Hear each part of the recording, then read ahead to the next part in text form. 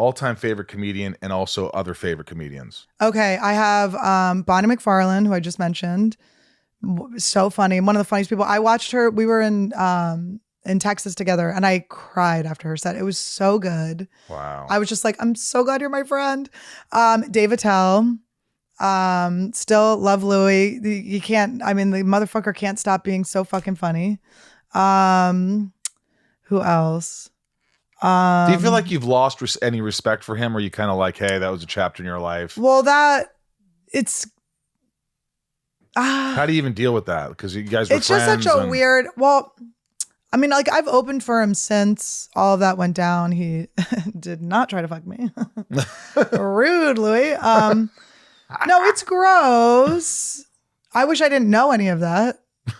Don't you wish you could just be not woke? You're like, I want to be not woke. Yeah, it's like, you're such a great guy. I didn't know. But I don't know. I guess I look at that as a mistake. And for me, well, I think the thing everyone gets mad about is maybe the way he sounds very arrogant, the way he like wrote the apology. But he wrote things in the apology that made me like articulated things I've felt before that I never. He said something about like where he's like, when I thought I was presenting them with a question, I was actually presenting them with a predicament.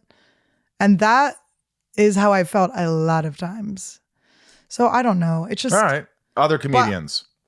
But, I mean, there's so what many. About old school. Carol Burnett.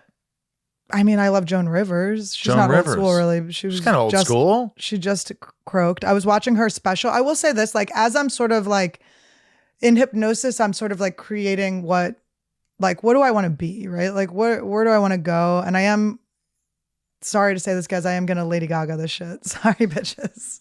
I'm going big. But I do, like, I've been watching all these documentaries of like powerful women, not just women, powerful men, people that have inspired me throughout my life. And she was so unhappy when I watched Joan Rivers' documentary. It made me so sad. She was so seeking the approval of like the outside world when it was like she did have it. It's just she was only looking at the people that weren't giving it to her. Right. And so for me, like I take from her, like the part from her that I'm taking when I'm creating the like, you know, future Annie, risen star. Right. I take from her that she was always funny. Yeah. She was always, I mean, I was very serious on this podcast, but you know, she just always she always went for the joke. Right. And I just love that. Just always being funny.